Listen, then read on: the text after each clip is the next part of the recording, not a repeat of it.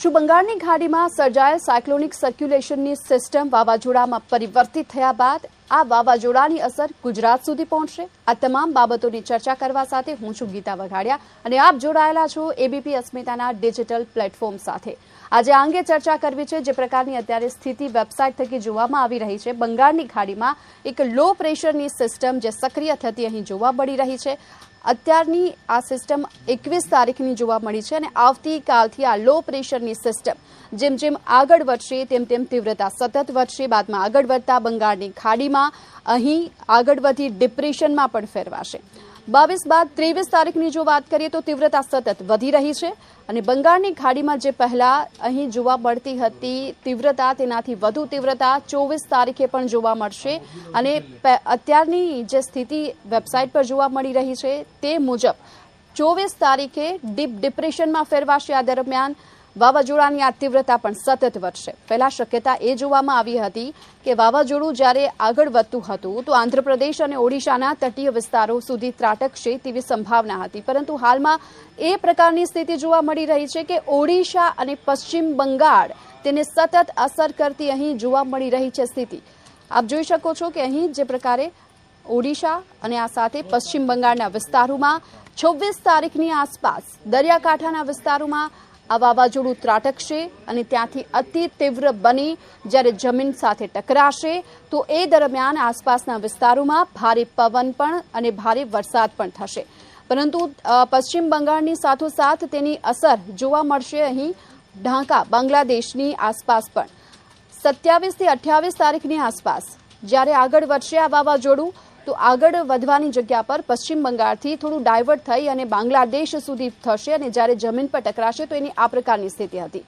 પહેલા આપણે એ જણાવી દઈએ કે જ્યારે અહીં બંગાળની ખાડીમાં જે એક વાવાઝોડાની આ સિસ્ટમ જ્યારે સક્રિય બની હતી તો એ દરમિયાન શક્યતા એ હતી કે આંધ્રપ્રદેશ અને ઓડિશા બંને વચ્ચે આ ટકરાશે, જમીન પર જ્યારે ટકરાશે તો એ દરમિયાન તેની અસર ગુજરાત સુધી જોવા મળશે પ્રકારની શક્યતા। પરંતુ હાલની આ સ્થિતિ જોવા મળી રહી છે કે સીધું જ બંગાળની ખાડીમાં જે એક સાયક્લોનિક સ્ટ્રોમ ઊભું થયું છે જ્યારે ડિપ્રેશનમાં ફેરવાશે તો સીધું અહીંથી બાંગ્લાદેશ કોલકાતા સુધી પણ અહીં જોવા મળી શકે છે તેની અસર, એટલે કે પશ્ચિમ બંગાળ અને કોલકાતા બંનેની વચ્ચેના દરિયાકાંઠાના વિસ્તાર અહીં ટકરાશે અને તેની અસર ગુજરાતમાં નહીં જોવા પડે। હું એટલા માટે કહું છું નહીં જોવા મળે કારણ કે વાવાઝોડું ત્યાં નહીં ટકરાય, પરંતુ ચોક્કસથી તેની અસર થોડી ઘણી જોવા મળી શકે તો વરસાદ વરસી શકે છે।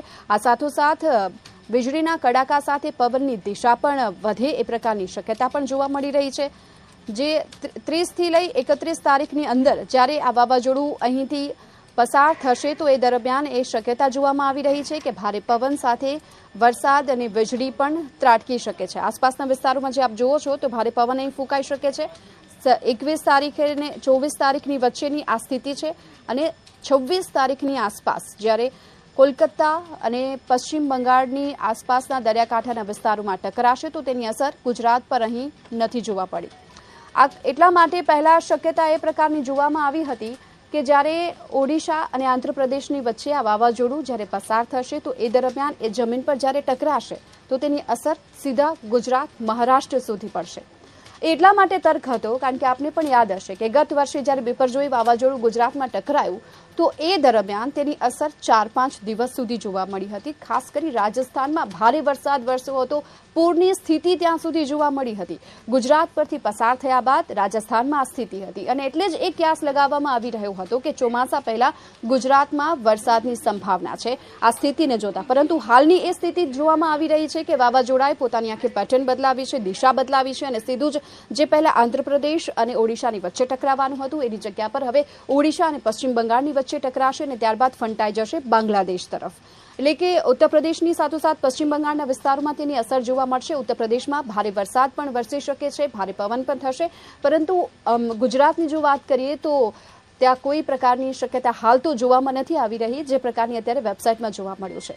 સાથોસાથ આપને એ પણ જણાવી દઈએ કે એક તરફ જ્યારે ચોમાસું છે 31 મેની આસપાસ કેરળમાં પહોંચશે એ પ્રકારની શક્યતા અને 15 તારીખ બાદ એટલે કે 15 જૂનની આસપાસ ગુજરાતમાં પણ ચોમાસા બેસે તેવી શક્યતા હતી, પરંતુ હાલ તો એવી કોઈ શક્યતા નથી જોવામાં આવી રહી કે વહેલો વરસાદ વરસશે। ચોમાસાની ચોક્કસથી રાહ જોવી પડશે। તો આ જ પ્રકારના અપડેટ સાથે આપ જોડાયેલા રહો એબીપી અસ્મિતાના ડિજિટલ પ્લેટફોર્મ સાથે।